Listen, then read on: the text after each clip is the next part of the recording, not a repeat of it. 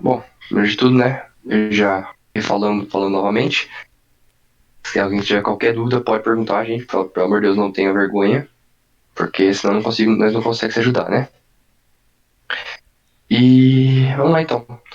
A linha vai ser de propriedades da tabela periódica e ligações químicas. E aqui os tópicos principais que nós vamos falar, tá? E acho que de primeira é isso. Qualquer coisa para uma mensagem no chat, tá? Eu tô vendo o chat aqui também. Precisando, tamo aí. Então comecemos. Vamos lá. Na última aula, a gente já falou de tabela periódica, né? Eu fiz uma passada geral sobre ela. E só que faltou falar uma coisinha, que foram essas propriedades periódicas. O que é isso, né? O que seria ali? A tabela periódica não é construída aleatoriamente. Ela tem uma certa estrutura de modo que consigamos estimar certas propriedades de determinados elementos apenas observando a tabela. Então, por exemplo, quando você observa uma tabela olhando de um lado para o outro, de cima para baixo, invertida e por aí vai, você consegue estimar algumas propriedades dos átomos. Entre elas, nós temos aqui o que você chama o raio atômico, energia de ionização, afinidade eletrônica, eletronegatividade, eletropositividade, reatividade, densidade, temperatura de fusão e ebulição e volume atômico. Se eu posso falar de tudo isso, primeiro que eu não sei se eu conseguir porque eu não tenho noção muito de algumas coisas aqui, mas o mais importante, né, do ensino médio, que é o que a gente mais foca, é o raio atômico, a energia de ionização e a eletronegatividade. E eu vou explicando cada um mais especificamente no seu próprio slide. Até aqui alguma dúvida? Tá de boa?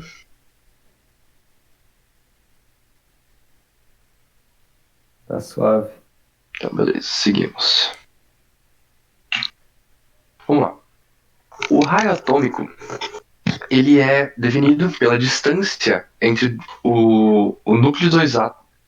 Desculpa, entre a metade da distância entre os núcleos atômicos de dois átomos que se encostam. Então, por exemplo, eu deixei justamente um espacinho aqui para a gente conseguir desenhar. Eu vou pegar um átomo aleatório, tá? Eu vou pegar essa corzinha aqui. Imagine aqui, ó. Aqui a gente tem o núcleo. O outro núcleozinho, certo?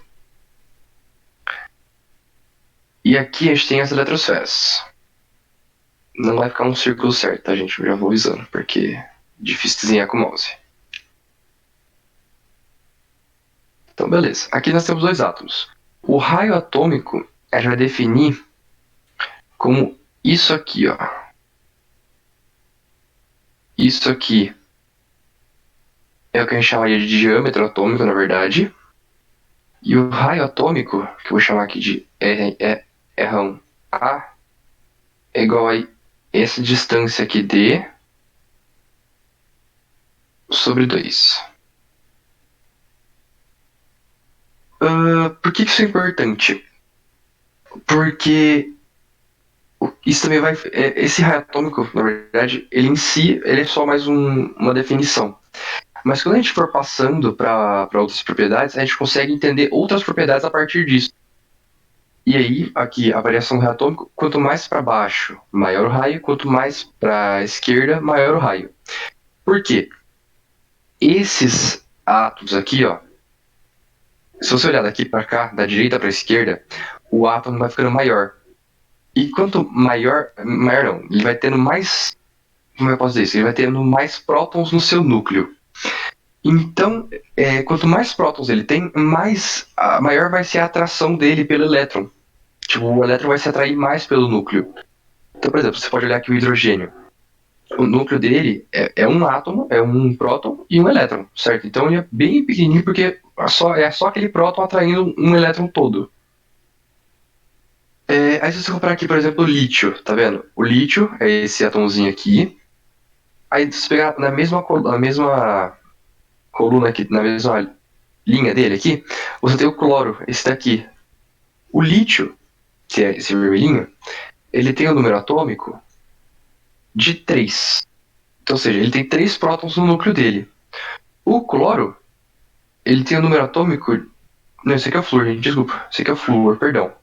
O Eu ia flúor, falar, o cloro aí embaixo. O flúor ele tem um número atômico 9, se eu não me engano. 5, 6, 7, 8, 9. É 9.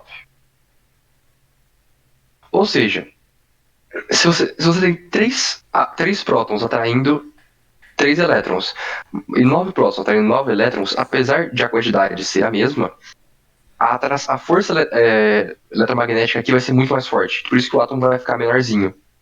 Tá bom?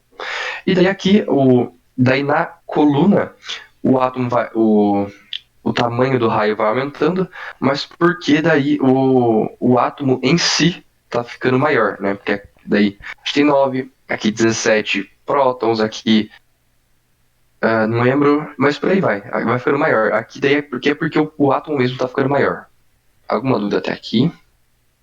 Acho que eu falei muito rápido, não sei.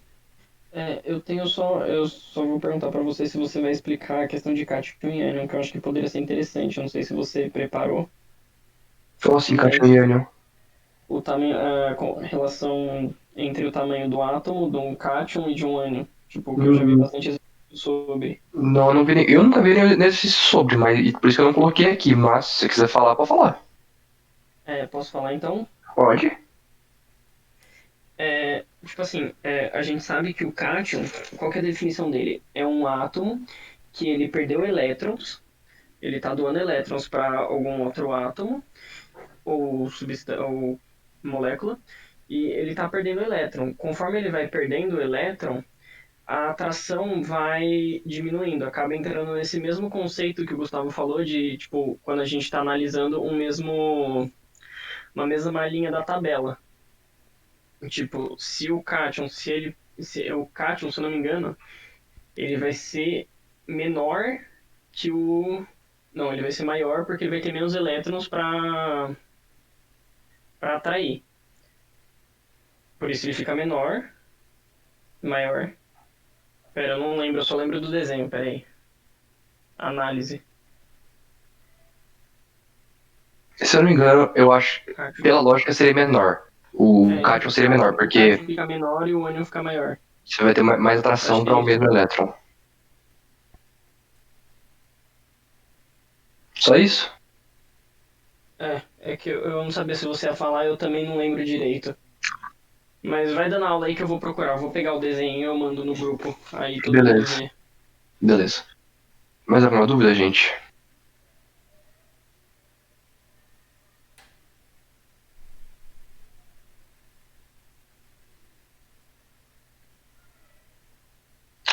Todo mundo ficou quieto, eu vou considerar que não. Qualquer coisa pode mandar aí no chat, tá, gente? Vou passar aqui. Energia de ionização. Esse aqui também a gente consegue entender ela utilizando o raio atômico, tá? Vamos lá, que energia de ionização? É a energia necessária para retirar, esse retirar entre aspas, porque você não retira, na verdade ele vai para outro lugar, um elétron do átomo. Ô, Gustavo, eu pesquisei. O cátion ele é menor que o átomo neutro e o ânion é maior. É isso mesmo. Então, só colocar aqui então, para o pessoal conseguir Coloca assistir. tipo cátion menor que neutro, menor que ânion. É que não vai ter um átomo que ele vai ser cátion e ânion ao mesmo tempo, né? Tipo, difícil. Mas só pro pessoal dar uma visualizada. Basicamente essa relação aqui, então, tá, gente? Se você pegar, por exemplo, um flúor que recebeu um elétron, porque, né, ele está aqui na família 7, ele vai provavelmente 17, na verdade, desculpa. Ele vai receber elétrons. Quando ele receber esse elétron, então, o que a gente está querendo dizer é que ele provavelmente ele vai ser um átomo maior do que o flúor normal, quando o flúor está sozinho. Basicamente isso. Enfim, voltando. Uh, e aqui é aquele negócio que eu falei da relação entre as propriedades, né? A energia de ionização é inversa ao raio atômico, pois quanto menor é o raio atômico, maior será a interação entre o núcleo e a eletrosfera. Aquele negócio que eu falei que é mais próton atraindo os elétrons. Então será necessário mais energia para tirar o elétron da eletrosfera. Tanto que, por exemplo, se você pegar aqui, ó, um exemplo que eu peguei era que eu ia falar. Se você pegar o flúor olha o tamanhinho dele, do átomo dele comparado ao átomo de césio, tá? Que vai estar aqui embaixo. Então, ó, o flúor aqui, que é o 9, e o césio é esse átomozão gigante aqui, tá vendo? Então imagina o seguinte, você tem uma criança, não, mentira, esse exemplo não vai dar certo, esquece. Enfim, você tem muito mais força aqui atraindo o mesmo elétron. E aqui você tem, por causa do tamanho do átomo, você tem muito menos força atraindo os elétrons. Então é muito mais fácil você tirar um elétron daqui do que tirar um elétron daqui. É basicamente isso. Essa energia de ionização aqui. E aqui eles até colocaram alguns números, né?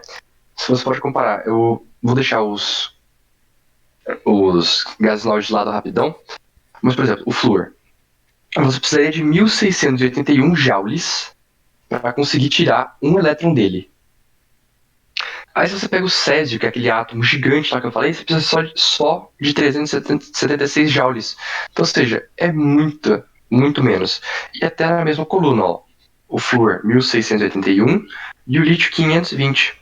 Por quê? Porque o lítio ele é um átomo maior que o flúor. Então a atração ele atrai menos elétrons.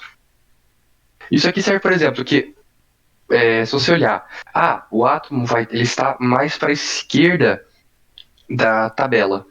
Provavelmente, como você precisa de menos energia para tirar um elétron daqui, provavelmente esse átomo vai ser um doador de elétrons. E não, agora o átomo está mais à direita da tabela. Poxa, aqui a energia de ionização é muito forte, então provavelmente ele vai ser um receptor de elétrons. Também é para isso que serve essa relação. Alguma dúvida, gente? Gustavo, só complementar um negócio do raio atômico que eu tô com isso na cabeça ainda. Quando eles são isoeletrônicos, quando dois elementos, eles, tipo, um é cátion e o outro tá neutro e são isoeletrônicos, o maior vai ser o que tiver menor quantidade de prótons, porque vai atrair menos. E o menor, o que tiver a maior quantidade, porque atrai mais. Tá de boa. Só isso só? E só para lembrar pro pessoal que não lembra se todo mundo sabe que isoeletrônica é quando tem a mesma quantidade de elétrons. Tipo, é bem indutivo. Se tem mais próton, vai acabar puxando mais. Se tem menos, vai puxar menos. Muito obrigado, Renato. Mais alguma dúvida, gente? Algum comentário? Tá ótimo, cara. Beleza, então seguimos. Eletronegatividade. Esse aqui é um dos pontos mais importantes, principalmente quando a gente for falar de polaridade, que talvez seja a próxima aula.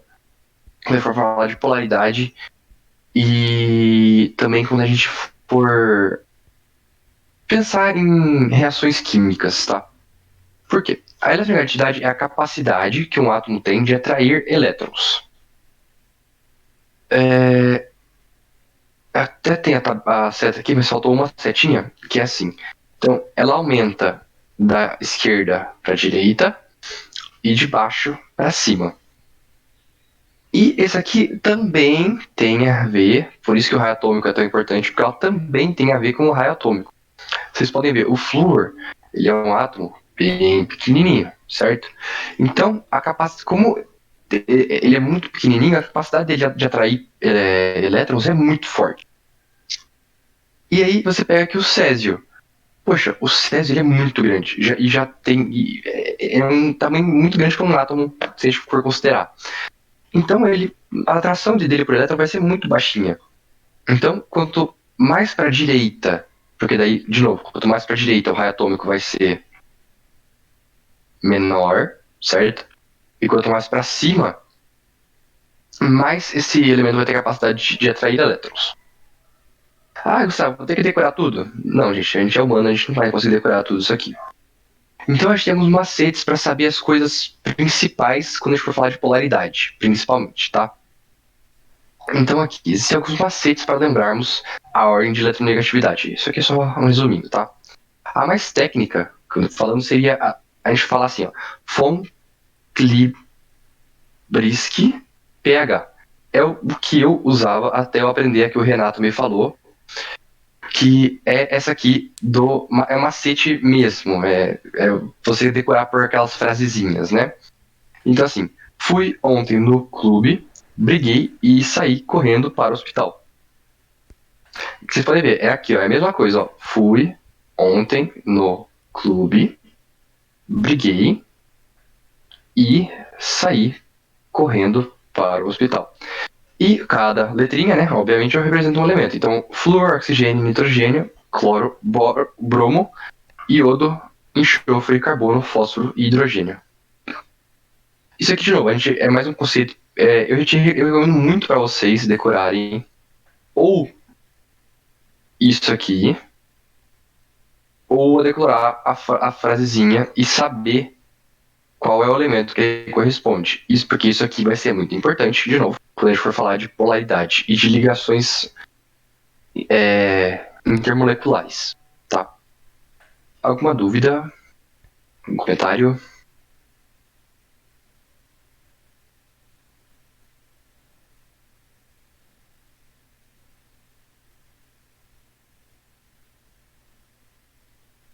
Todo mundo ficou quietinho, então eu sigo, gente. Se vocês não forem falando nada, eu vou seguir. Se vocês quiserem alguma coisinha, só vou falar, gente, pelo amor de Deus, pode ser sem vergonha aqui. Ok. Como eu falei lá que a gente só ia falar das principais propriedades da tabela periódica, né? Raio atômico, energia de ionização e eletronegatividade. Eu vou agora passar para ligações interatômicas, ligações entre átomos. Basicamente aqui a gente vai aprender, a gente vai tentar entender sobre como os átomos se ligam entre si, tá? Então, a gente tem três tipos de ligações, né? A gente tem a ligação iônica, a ligação covalente e a ligação metálica. A gente vai começar falando aqui da ligação iônica. Então, vamos lá. A ligação iônica é uma ligação que ocorre entre um átomo metálico, então um átomo de um metal, e um átomo ametal. Isso aqui é só uma formulazinha que pelo menos me ajudou bastante a decorar. Então, M de metal, AM de ametal, então é isso. Você sabe que se tiver um metal e um metal, a ligação vai ser iônica. Como que essa ligação acontece, né? Essa ligação acontece pela doação entre aspas, né, de um elétron do átomo de metal para o ametal. Porque, aí só vou voltar um pouquinho aqui na nossa tabelinha. Se vocês olharem aqui, ó, tá vendo? Os metais, que eu falei, tendem a doar elétrons por causa da energia de ionização deles. Então, o metal geralmente vai ser um doador de elétron e o ametal vai ser um receptor, tá? Então, daí o metal vai doar esse elétron pro ametal. Só para deixar um pouco mais intuitivo aqui. Metal pro ametal. Tá? Aí, características da molécula que vai ser formada por causa dessa ligação. Ela vai ter altas temperaturas de fusão e ebulição. Então, portanto, eles geralmente são sólidos em temperatura ambiente. Isso aqui ocorre por quê? Porque no caso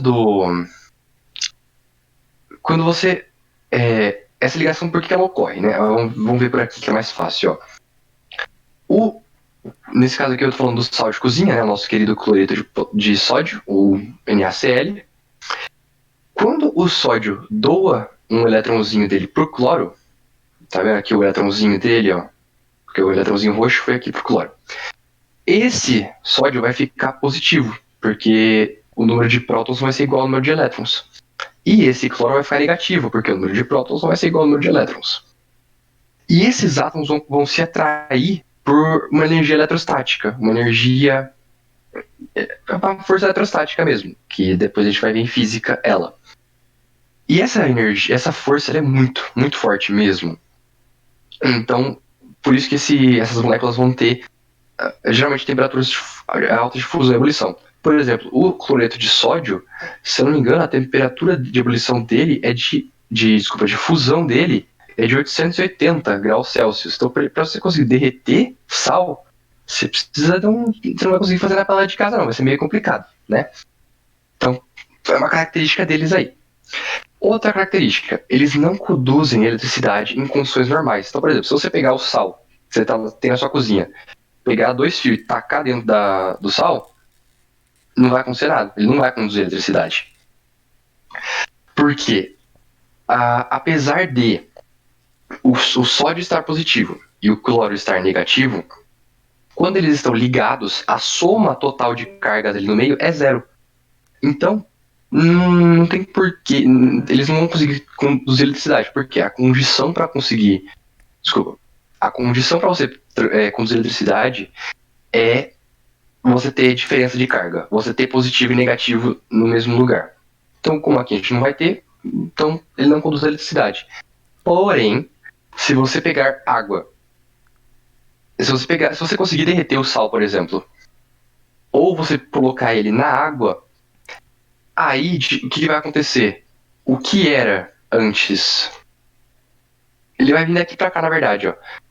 O que era NaCl, na água, ele vai voltar. Ele vai virar, na verdade. Peraí, que isso aqui ficou meio ruim. Desculpa, gente, eu tô meio emocionado. Enfim, o que era NaCl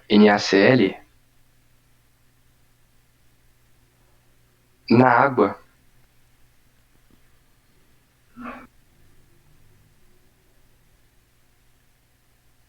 ele vai virar Na+ e Cl-.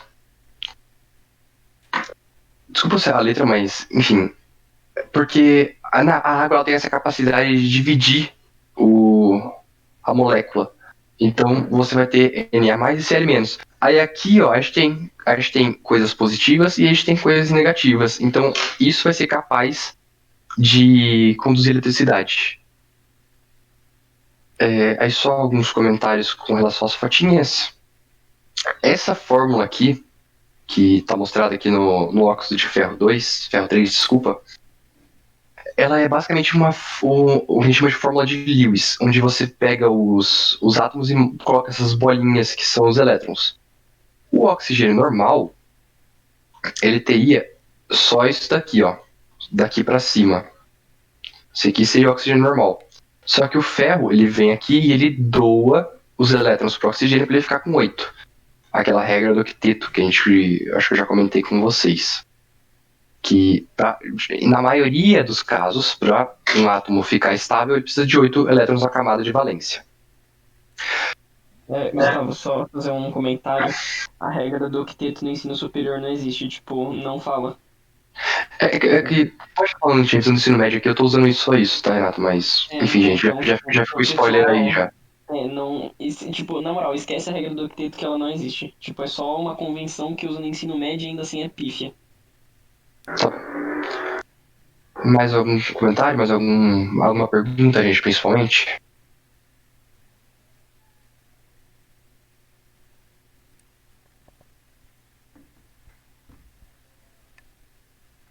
Não? Então, tá bom. Então, vamos seguir. Ligação covalente. É a ligação que ocorre entre dois átomos ametais. Então, esses átomos aqui, né? Essa família, esse pessoal aqui. Essa ligação ocorre o compartilhamento de elétrons. Então, assim, ao invés de eles darem um para o outro os elétrons, eles vão ser amiguinhos e eles vão. Ó, usa um pouquinho, eu uso um pouquinho. Usa um pouquinho, eu uso um pouquinho. Basicamente, de uma forma mais simples, é isso. Eles compartilham, realmente compartilham os elétrons. Esses caras aqui, eles não tem muito como definir a temperatura. A temperatura de fusão e ebulição deles varia, tá? Por exemplo, eles podem ser sólidos, líquidos ou gasosos. Você tem, por exemplo, a que em temperatura ambiente ela é líquida. Você tem o oxigênio, que em temperatura ambiente é gasoso. E você tem, por exemplo, o carbono de carvão, que na temperatura ambiente é sólido. Então não tem muito como definir. Depende daí mais da interação que é formada. Daí entre as moléculas, que daí a gente vai falar em outra oportunidade. E aí, de novo, em condições normais, eles não conduzem corrente elétrica, porque não tem diferença de carga na molécula, tá vendo? A molécula é zerada de carga. Porém, nesse caso específico, os ácidos e a amônia, que também iremos falar mais pra frente, se eles colocados em água, eles sofrem ionização, então eles se transformam em íons, né? E aí sim a solução que for formada vai conseguir conduzir corrente elétrica. Basicamente isso. Aí, de novo, a gente tem aqui a fórmula. Aí tem só. Aqui são só alguns jeitos de representar essas moléculas, porque a ligação covalente ela tem alguns jeitinhos de representar. Que é a fórmula molecular, que é aquela que a gente conhece: H2, O2, N2, H2O, CO2, por aí vai. A fórmula eletrônica é a mesma coisa que aquela fórmula de Lewis que eu mostrei aqui, ó, tá vendo? As bolinhas em volta do átomo. E aí a gente geralmente faz esse círculozinho. Não precisa pintar, tá, gente? É só um círculozinho para mostrar os elétrons que estão sendo compartilhados.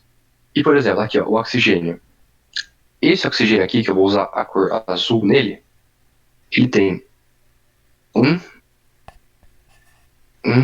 2, 3, 4, 5, 6 elétrons, tá?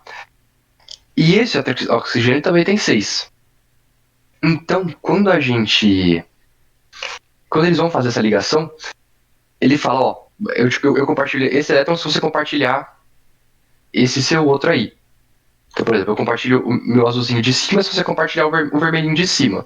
E eu compartilho o meu azulzinho de baixo se você compartilhar o vermelhinho de baixo. Aí o outro fala, beleza. Por quê? Aí se você pegar os compartilhados, ele vai ter 1, 2, 3, 4, 5, 6, 7, 8. Completou 8 aqui, beleza, tá tudo certo.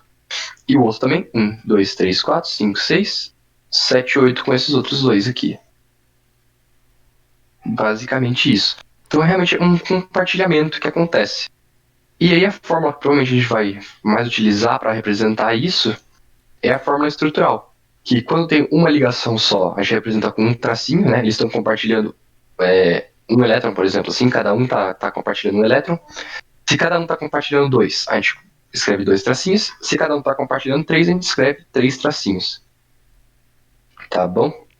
Alguma dúvida, gente? Posso falar duas coisinhas? Pode. Por mais que a gente não consiga saber tipo, qual que é a temperatura de ebulição de uma substância covalente, ela sempre vai ser menor que uma substância iônica. Tipo, alguns exercícios pedem para colocar a questão de força e temperatura de ebulição em alguns compostos. E a ligação iônica normalmente vai ser bem maior que a covalente, por mais que seja sólido ainda na temperatura ambiente. Renato, você cortou tipo metade da sua fala, cara. Cortou tudo? Aham. Ah, peraí. Tem alguns exercícios que pedem para comparar a temperatura de ebulição de ligação iônica e ligação covalente. Temperatura de fusão, enfim. A gente sempre admite que a ligação iônica vai ser maior que a covalente. Eu não conheço nenhum exemplo de que a ligação covalente tem uma temperatura de fusão ou ebulição maior que uma substância iônica. Mas eu não sei como que é no ensino superior. Mas, tipo, pro ensino médio a gente sempre assume que a ligação iônica tem uma temperatura de fusão maior. Ah, beleza. Mais alguma outra coisa que você queria falar? E eu não sei, se alguém ficou meio em dúvida com esse negócio de compartilhar elétron que é meio brisado, tenta imaginar um diagrama de Venn e os elétrons que estão sendo compartilhados são a intersecção entre as duas eletrosferas, tipo, acho que se desenhar aí do lado fica mais fácil de entender. É isso. Aí os elétrons compartilhados são essa intersecção. Não sei, eu pelo menos decorei assim, eu acho mais fácil de entender. Só isso. Então, assim, a nível de entendimento, imagina assim, ó, o oxigênio aqui. 1, 2, 3, 4. E aí o outro aqui. 1, 2, 3, 4. Certo? E aqui nesse meinho, 1, 2. E aqui também. 1, 2. Assim, não é bem assim, mas, por exemplo, vocês podem imaginar que esses 4 elétrons aqui, ó. Esses 4 aqui, eles ficam rodando só nesse pedacinho, tá? Não é exatamente assim, mas já ajuda a entender mais ou menos. Enquanto esses aqui fazem toda a volta, por exemplo, esses 4 especificamente só rodam nesse pedacinho aqui para manter o equilíbrio. Deu para entender, gente? Alguma dúvida? Mais algum comentário?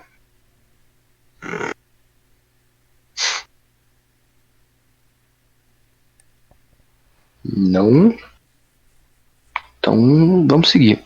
Tá de boa, Walter? cara. Tá de boa. Vamos seguir, então. Essa aqui é uma coisinha que dá para dar uma confundida. Entretanto, a gente tem que falar dela. Ligação dativa ou coordenada, tá? Ligação dativa é uma nomenclatura antiga, tá? A que a gente usa atualmente é ligação coordenada. Ocorre quando um átomo menos eletronegativo doa um par, isso aqui é importante, tá? Ele doa um par de elétrons para um átomo mais eletronegativo, tá? Então, por exemplo, voltando às bolinhas lá. Só como título de exemplo, eu vou continuar usando o oxigênio, tá? Então a gente tem aqui o oxigênio. A molécula de oxigênio, aqui. Certo? Com as suas bolinhas lá, enfim. Eu vou fazer só nenhum, só pra gente conseguir fazer um pouco mais rápido. Certo? Aqui tem as 4. Daqui tem 1, 2. Certo? O que acontece? Esses 4 oxigênios aqui, eles não estão fazendo esses 4 átomos, desculpa, eles não, átomos não, elétrons, esses 4 elétrons não estão fazendo, entre aspas bem grandes, tá? Nada. Então eles poderiam ser utilizados para fazer outras ligações. Isso aqui ocorre, por exemplo, aqui no nosso enxofre. Ele fez 2 ligações aqui, ó, tá vendo? As ligações covalentes, porque tem os tracinhos, com o oxigênio, certo? Porém, ele ainda tem dois pares de elétrons que estão sobrando. Então, ele pode fazer mais ligações. Então, o que ele vai fazer? Ele vai doar esses 2 pares de elétron, esse par de elétron, pro oxigênio. É basicamente isso, ele doa um par de elétrons para poder fazer a ligação. Então, tipo, ao invés de ele compartilhar, ele doa como se fosse uma iônica, mas não é. ênfase nisso, ele doa para poder ligar com mais gente, tá? E outra coisa também só que eu queria ressaltar é que a gente não usa hoje em dia mais essa setinha, tá? Essa setinha aqui, ela é uma coisa antiga. Se a gente fosse fazer essa mesma molécula hoje em dia, ela seria mais ou menos assim, ó. Achei nosso enxofre aqui, certo? E aí o nosso oxigênio, aqui ele tem 2 ligações com oxigênio. E aí, ao invés da setinha, a gente vai usar só um traço. Um traço normal, como se fosse uma ligação simples, mas não é. Aí vai de você conseguir entender que isso aqui não é uma ligação simples, que isso aqui, na verdade, é uma ligação coordenada. Aí aqui a gente também tem outros exemplos, né? Por exemplo, o monóxido de carbono, que é aquele gás extremamente tóxico que ocorre quando a gente faz uma combustão incompleta, né? Ele tem a base essa mesma base do que seria o começo do dióxido de carbono, né? Porque se o dióxido de carbono em si, ele é assim, ó. São 2 ligações duplas.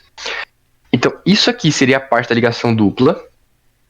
Só que aqui, esse tracinho específico, que eu vou pintar de verde, ele é a ligação coordenada.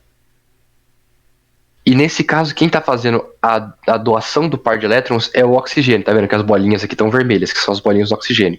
Então o oxigênio doa um par de elétrons para o carbono para ele conseguir completar, para eles conseguirem fazer mais uma ligação a mais. E daí é assim que é formado o monóxido de carbono, por exemplo. O dióxido de enxofre, que também gera alguns problemas. Isso aqui, o trióxido de enxofre, E o dióxido de enxofre gera chuva ácida, tá? Por isso que eles são legais a gente falar deles.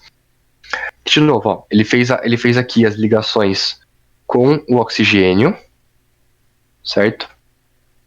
E daí, para poder fazer mais uma ligação, ele doa esse par de elétrons, sem setinha, só um tracinho reto, pro oxigênio. E aqui é a mesma coisa pro ácido nítrico, tá? Fez as ligações, o nitrogênio faz 3 ligações, então aqui, ó, 1, 2, 3.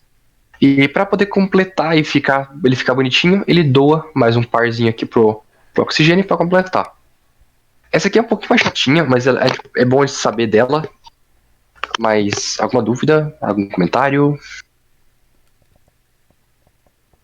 Gustavo, você pode explicar de novo o monóxido de carbono, que eu não sabia que era dativa e eu não entendi por que é dativa. Pra mim era uma tripla. Não, não é tripla. Vamos lá então. Ó, não é tripla por um motivo, ô, Renato. Já começando. O carbono tem que fazer 4 ligações, né? Mas vamos lá. Vamos lá então. Imagine o seguinte, vou fazer os nossos círculozinhos para ajudar. O carbono eu vou fazer de azul, que nem tá ali. Então nós temos aqui o nosso carbono. Certo? Com os seus 1, 2, 3, 4 elétrons. Uhum. E nós temos o nosso querido oxigênio. É verdade, pra mim pra pensar, é mó torta essa molécula, né? Tipo. Por isso que ela é tão tóxica. Porque ela é torta. Não, na real ela é tóxica porque ela faz a ligação estável com a hemoglobina e não deixa trocar o gás, né? Renato, detalhes. Tô brincando, gente. Mas enfim, só foi só a atitude de falar mesmo. Ó, carbono. Ele veio aqui, fez essa ligação aqui com o oxigênio. Sim. Certo? Veio aqui e fez a outra. Nesse ponto, o oxigênio, aquela falsa regra do octeto, né? O oxigênio tem. Eu entendi. Aí o outro par de elétrons vai fazer uma dativa em cima, só que a gente só vai representar com uma ligação. Caralho. Isso, então, por exemplo, daí isso aqui. Nossa, que negócio de fudido, mano. Isso aqui vai vir aqui. Tripla. Por exemplo. Meu Deus. Então, cuidado com essa molécula específica, como o Renato falou. Não é uma tripla ligação. É uma dupla e uma dativa. Nossa, Por isso que o pessoal antigamente usava a setinha, porque eles sabiam, não, se tem setinha é dativa. Mas eles falaram, não, agora não quero mais. E aí usaram um tracinho pra confundir nossa vida só. Eu parei pra fazer a fórmula estrutural disso. Agora que você começou a desenhar, aí eu entendi que é tipo, não é uma tripla. Eu sempre bati o olho e pensei, é uma tripla, só que eu nunca parei pra contar, tipo, os elétrons. Aí o carbono ficaria com 7 se fosse uma tripla. Exatamente. É uma dativa. Mano, que bagulho fudido. Entendi, deu pra entender. Oi. Viu sim, mano? É que outro exemplo que você não colocou seria do ozônio. Ah, verdade. Também. Deixa eu desenhar o ozônio aqui pra nós. Aproveitar que o Walter falou. Ó, gente, o ozônio. A nossa molécula de oxigênio normal é oxigênio ligado com oxigênio. Porém, tem aquela história. Esse oxigênio aqui, ele tem 1, 2, 3, 4, 5, 6 elétrons, certo? Esses dois aqui estão sendo compartilhados, esses dois aqui. Aí, o que ele faz? Vem um outro oxigênio aqui e ele doa esses elétrons aqui, deixa eu trocar a cor aqui. Esses elétrons aqui para esse oxigênio aqui. E aí eles ficam ligados por uma ligação dativa ou coordenada. Ah, e também outra coisa, por que né, vou aproveitar então, porque a gente tem um tempinho, falar por que o ozônio é importante na nossa atmosfera. Quando o raio ultravioleta chega, eu não sei se tem uma cor violeta, tem violeta aqui. Quando o raio ultravioleta chega, ele bate nessa ligação aqui, ó. E o que acontece? Por que o raio ultravioleta não chega na superfície da Terra? Porque ele quebra essa ligação. Então toda a energia que ele tinha, que é aquela energia que pode causar câncer e tal, ele quebra essa ligaçãozinha aqui. E isso aqui volta a ser um oxigênio. E esse oxigênio aqui, que vai sobrar, ele vai se ligar a outra molécula de oxigênio, formando outro ozônio. E daí fica num ciclo infinito. Então ele vai ficar pulando, por exemplo, esse oxigênio aqui vai pular dessa molécula, dele vai para outra, dele volta para essa aqui, enquanto os raios ultravioletas vão quebrando essas ligações. Só fica a título de curiosidade aí. É mó brisa, né? Porque você usa a mesma energia que faz pra quebrar e a energia necessária pra formar mais uma molécula. Tipo, acaba entrando num ciclo vicioso. Por isso que o camada de ozônio protege a gente contra os raios ultravioleta. Então, gente, não usem aerosóis que usem CFC, pelo amor de Deus. É. Eu não sabia que batia nessa ligação, mas faz bastante sentido. Ele bate aqui, principalmente nessa ligação mesmo. Pessoal, mais alguma dúvida? Gente, rapidão, só o canal ozônio, se eu não me engano é isso. Eu posso estar errado, tá? Se eu não me engano é isso. Mas qualquer coisa eu pesquiso e depois mando uma correção aqui. Alguma dúvida mais, gente? Mais algum comentário? Alguém?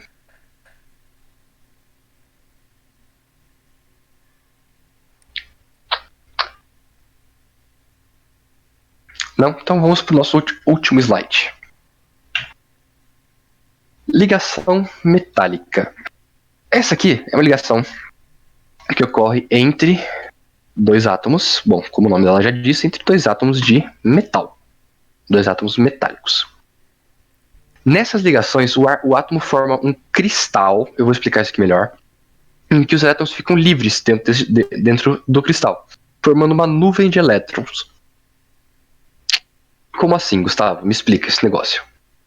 Fique tranquilo, meu cara, eu vou explicar pra você. Imagina que você tem um átomozinho aqui, isso aqui é um núcleo, tá? Você tem um núcleo aqui, um núcleo aqui, um núcleo aqui, um núcleo aqui, certo? Temos vários núcleozinhos aqui de átomos de metal. O que vai acontecer? Isso aqui, por exemplo, vai formar um cristalzinho. Eu só vou desenhar isso aqui a título de visão, tá? Mas não é exatamente assim. Formar esse cristal. Tá, Gustavo, mas como que eles se ligam? Então, os elétrons, eles vão ficar zanzando aqui pelo meio. Eles vão ficar passando por todos os átomos. Eles vão ficar aqui, ó. Que nem montanha-russa, ó. Eles vão ficar dando rolê dentro do cristal. E nesse rolê que eles ficam dando, por exemplo, o elétron saiu daqui, certo? Saiu, veio para esse aqui. Veio para esse átomo aqui. Esse átomo ganhou elétrons, então ele ficou negativo. Esse átomo perdeu elétron, então ele ficou positivo, então eles vão se ligar. Só que quando eles se ligam, na verdade, o elétron já pula para outro átomo.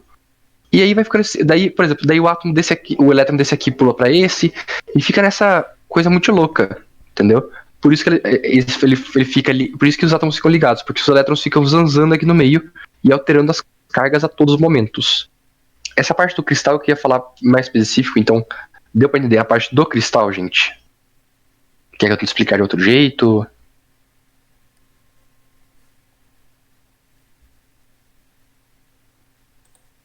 Deu pra entender sim, Gu. Então, beleza. E aí, características da molécula, né? Em geral, porque sempre tem aquela exceçãozinha que todo mundo gosta, né? Apresenta temperaturas de fusão e ebulição altas, muito altas, tá? Se você pegar, por exemplo, o ferro, se eu não me engano, acho que é 1400 graus, é alguma coisa assim. Porém... O tungstênio é 2500. Oi? O tungstênio é 2500, pensa nele. Tem esse... Imagina, 2500 graus, gente, não é pouca coisa, tá? É bastante. Só título de curiosidade, tungstênio é o filamento da lâmpada incandescente. Tipo, tá ligado? Aquelas que esquenta. Tem tungstênio ali. Vou até desenhar aqui pro pessoal só ver. Sabe aquelas lampadazinhas, gente, da casa de vó? Que é mais ou menos assim, ó. É tungstênio e gás sódio que tem dentro, né? Não lembro, cara, o gás que tem, mas... Eu Tem sei um que gás. as LEDs tem flúor dentro. O negócio branco é flúor. Sabe, essa partezinha vermelha aqui, povo, isso aqui é tungstênio.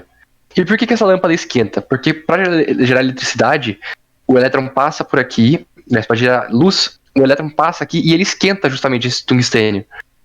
Tá? E daí o tungstênio vai ficar tipo incandescente, vai ficar brilhante, e isso que emite luz. Tem uma resistência elétrica que vai acabar dissipando energia e vai esquentar. Tipo, o tungstênio, eu escolhem ele porque ele é um metal relativamente fácil de obter e tem a temperatura de fusão lá no alto. Uhum.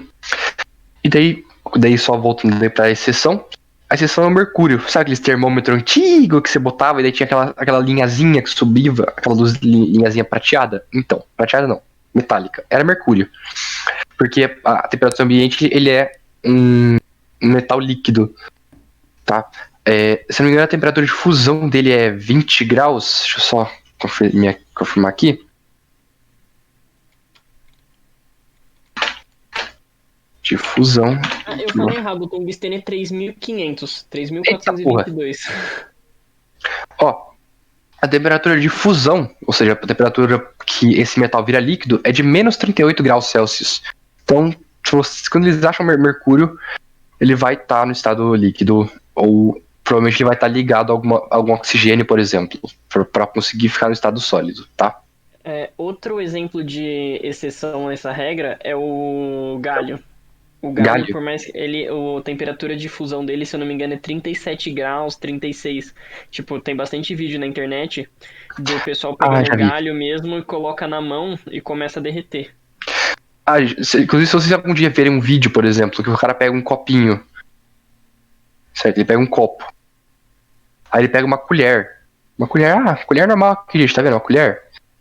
E ele começa a mexer e essa colher vai desaparecendo, já fiquei esperto. Isso é galho. Ele esquenta essa água para que a temperatura da água derreta o galho. Então, basicamente isso. Também outra Eu exceção à sempre quis regra. brincar com galho, velho, mas é muito caro. É uma brincadeira, cara. Mas é da hora. Tipo, imagina, você pega o metal assim, coloca na mão, ele começa a derreter. E tá frio. É foda. Enfim, possui alta condutividade térmica e elétrica. Condutividade elétrica. Como os elétrons estão sempre dando um rolê aqui, os elétrons já estão soltos nesse meio aqui. Então, por exemplo, quando você aplica uma diferença de potencial, né, uma voltagem, de uma forma mais leiga,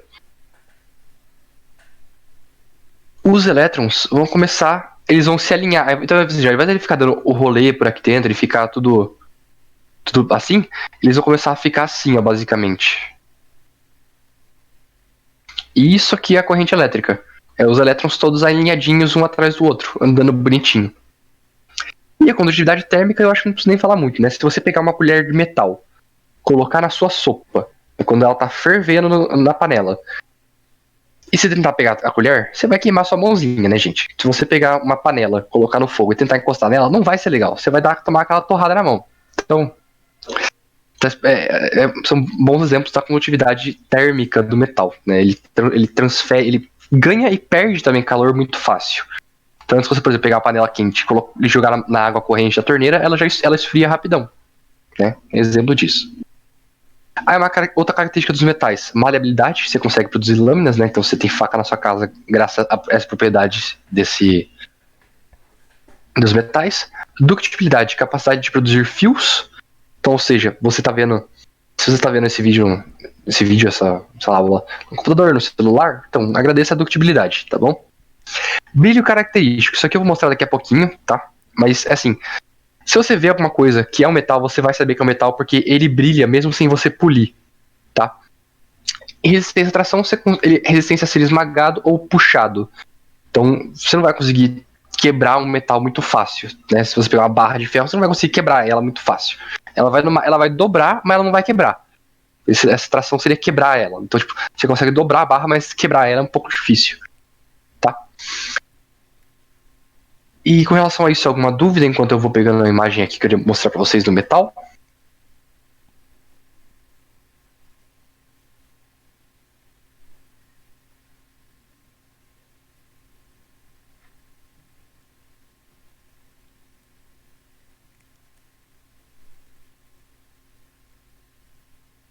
Não? Então, beleza. Comigo tá tranquilo.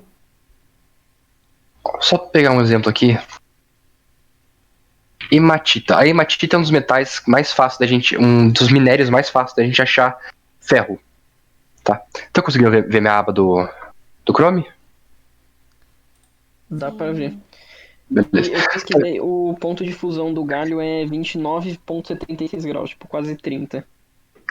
Baixinho, então. Pô, gente, isso aqui... Pode falar.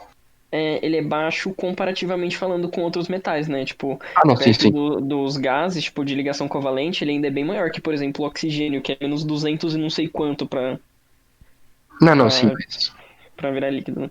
pra metal ela é baixa. É isso. Olha, isso aqui é hematita, é um dos minerais, né, um mineral que a gente acha na Terra, que é onde a gente mais. Da onde a gente extrai o ferro que a gente tem. Tá? Isso aqui é fake news, tá? Isso aqui, mas ó, tá vendo? Esse brilho, tá vendo esse brilhozinho aqui? Até aqui também, ó, todo esse brilho, isso é característica de metal, tá? Se você vê um metal assim, ele é. Se você vê alguma coisa assim, você sabe que ali pelo menos tem. Pode não ser, mas ele pode ser que tenha metal. Até pegar aqui daí, por exemplo, e daí o metal você pode deixar ele tão brilhante que você consegue, por exemplo, deixar ele assim, ó. Pesquisa depois do sódio metálico, é interessante também.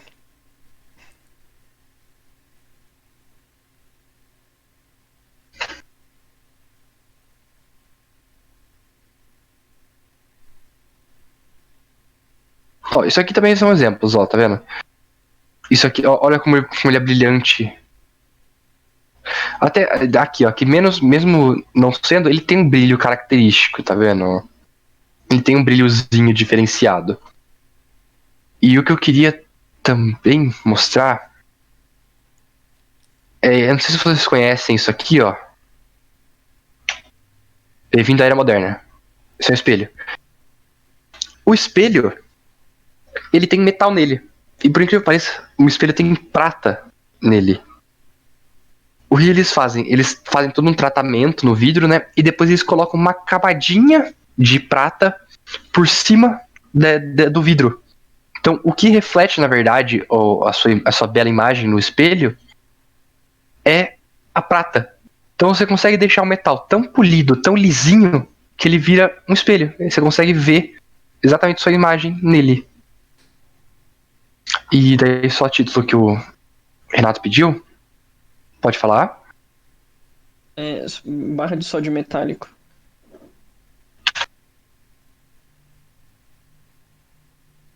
Esse eu já vi, mano. É bonito. Só que, tipo assim, quando você. Se ele tá. Ó, abre essa imagem aí. Essa camada branca em volta, se eu não me engano, é o sódio oxidado. Quando ele tá em contato com o oxigênio, ele oxida e fica meio opaco. E ele Só que oxida quando muito você rápido, né? corta ele, muito, muito rápido. Quando você corta ele, dá pra ver que ele é prata mesmo. Tipo, realmente parece um metal. Tipo, você pensa sódio, é meio estranho você pensar nele como um metal. Pelo menos eu sempre achei meio estranho.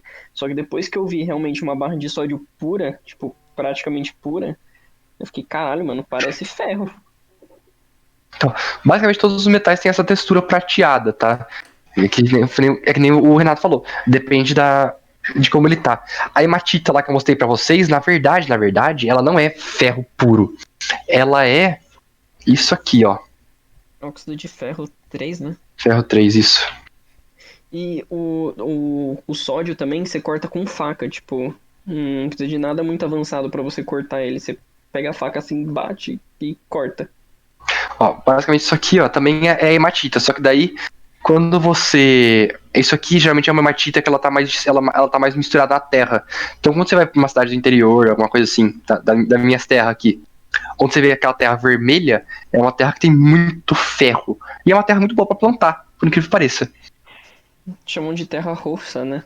Então, terra roxa, terra vermelha, tem vários nomes que você pode usar, mas daí é Camari lá em geografia, tá, gente? Eu não sou muito fã dessa parte, não. Gente, Posso trazer uma curiosidadezinha? Pode, com certeza. De acordo com o meu professor de geografia, São Paulo é meio que o estado mais desenvolvido do Brasil na questão econômica do PIB por causa disso daí, da terra roxa. Por causa das plantações de café, né? Sim. Que renderam muito em São Paulo. Aqui é onde tem mais terra roxa. Se a terra roxa fosse, sei lá, em Amazonas, então lá seria o principal estado. São Paulo é o que é hoje na questão do PIB por causa disso daí. Porque a gente conseguiu. Os cafeeiros, né, exploraram muito, enriqueceram. E, por exemplo, o grande exemplo que a gente tem é o Barão de Mauá, né? Uhum. Que quando a plantação de. Quando o café começou a não ser mais tão lucrativo, Ele foi lá e usou o dinheiro que ele tinha conseguido café para construir linhas de telégrafo, linhas de trem, fábricas. E aí foi quando começou a industrialização de São Paulo. Quando o café É uma começou a pena que falir por incrível que sabotaram o pareça. cara, né, velho? Oi? É uma pena que sabotaram o cara, né, velho? Sim, com certeza. Fuderam ele e continuaram plantando café por mais uns 40 anos. E desindustrializaram tudo que ele industrializou, né? Uhum. Ó, a gente achar outras coisas aqui. Ah, lógico, a gente tem o nosso querido ouro, né? O ouro em si, ele não é prateado. Afinal, ele é ouro. Tá. Ele é dourado. Só que, mesma coisa, tá vendo? Ele tem aquele brilho característico de um metal. Ele brilha. Ó, isso aqui parece que é um ouro que acabou de sair da fundição. Tá vendo? Mesmo sem polir é deixar ela bonitinha assim, você pode ver que ele já é brilhante.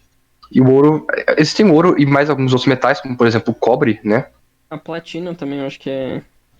A platina acho que é esbranquiçada, né? Ó, o Ela é cobre, meio. Um prata meio branco. o cobre tem essa cor de cobre. Né? Deixa eu ver. Barra de platina. Ela é um pouquinho mais esbranquiçada, pelo que eu lembro. Principalmente o mineral que ela sai, na verdade. Ela é tipo um prata mais clarinho. Se a gente pegar uma barra de prata, sem diferença. Ah, só fazer um negocinho aqui.